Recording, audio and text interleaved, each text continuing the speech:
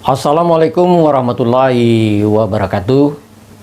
Jumpa lagi dengan channel Gita Birpam. Pada beberapa waktu yang lalu, saya mendapatkan WA dari seorang teman yang isinya mengatakan bahwa ada seekor murai batu yang terkenal di suatu lomba. Kerjanya kelihatan bagus, tampil ngotot dengan sujud-sujud dan durasi full, tetapi gagal mendapatkan juara. Karena membaca WA dari teman tersebut ya, saya juga penasaran. Saya coba menonton penampilan murai tersebut ya di suatu channel konten kreator YouTube. Dari hasil pengamatan saya, ada beberapa hal yang bisa menyebabkan kenapa burung tersebut gagal mendapatkan juara. Tapi sebelum kita membahas hal tersebut, tentunya kita juga harus paham dengan apa yang menjadi acuan di dalam penilaian murai batu pada saat lomba. Acuan penilaian di dalam suatu lomba untuk di Indonesia rata-rata semua EO hampir sama. Yang dinilai adalah yang pertama, durasi. Durasi di sini maksudnya adalah burung tersebut kerja dari awal sampai dengan akhir perlombaan. Yang kedua, lagu dan irama. Lagu dan irama ini sangat menentukan sekali di dalam burung kita mendapatkan juara. Bahkan di suatu EO sudah menetapkan suatu standar bahwa lagu dan irama tersebut harus 70%, sedangkan tembakan hanya 30% saja. Apa yang dimaksud dengan lagu dan irama? Lagu dan irama ini adalah lagu yang dikeluarkan oleh burung kontestan. 70% itu adalah didominasi oleh suara burung-burung kecil.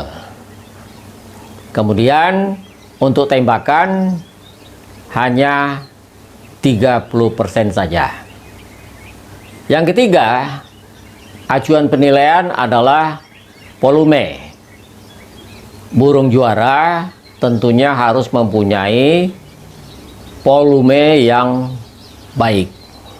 Baik di sini artinya volume keras dan bisa didengar oleh para juri. Yang keempat, gaya. Gaya ini sebenarnya mempunyai peran yang sangat penting sekali ya dalam hal daya tarik. Jadi biasanya seorang juri ya, yang pertama sekali dilihatnya adalah gaya. Dari video yang saya lihat tersebut ya, murai kontestan yang menjadi kontroversi ini, secara gaya dia sudah sangat baik sekali. Tampil dengan gaya sujud. Yang kedua, tampilan daripada murai tersebut, dia tampil dengan ngotot. Jadi ngotot ini pun menjadi daya tarik tersendiri bagi seorang juri untuk menilainya. Karena dari jauh itu kelihatan sekali bahwa burung ini layak untuk dinilai. Yang ketiga, tampilan daripada murai kontroversi ini ya, durasinya full. kerja dari awal sampai dengan akhir perlombaan. Dengan penampilan yang ditampilkan ini, mulai dari gaya, kemudian durasi, tentunya sangat menarik sekali, sehingga seorang penonton bisa saja mengatakan bahwa burung tersebut sudah tampil mewah. Kalau kita bandingkan antara fakta yang ditampilkan oleh burung tersebut dengan standar penjurian, ada yang tidak bisa diketahui oleh seorang penonton. Yang pertama adalah lagu dan irama. Yang kedua, volume. Seberapa keras murai ini bisa membawakan lagunya dengan baik. Jadi dari dua kriteria penilaian inilah kontroversi itu terjadi. Kesimpulan daripada analisa saya, yang pertama adalah secara umum memang sangat menarik sekali. Bahkan ini menjadi tren di dalam memilih murai batu. Namun di balik kelebihannya itu ada suatu kelemahan. Karena apa? Karena kalau ngotot berlebihan, ini biasanya burung tersebut cenderung over emosi. Namun belum pada tingkat yang parah.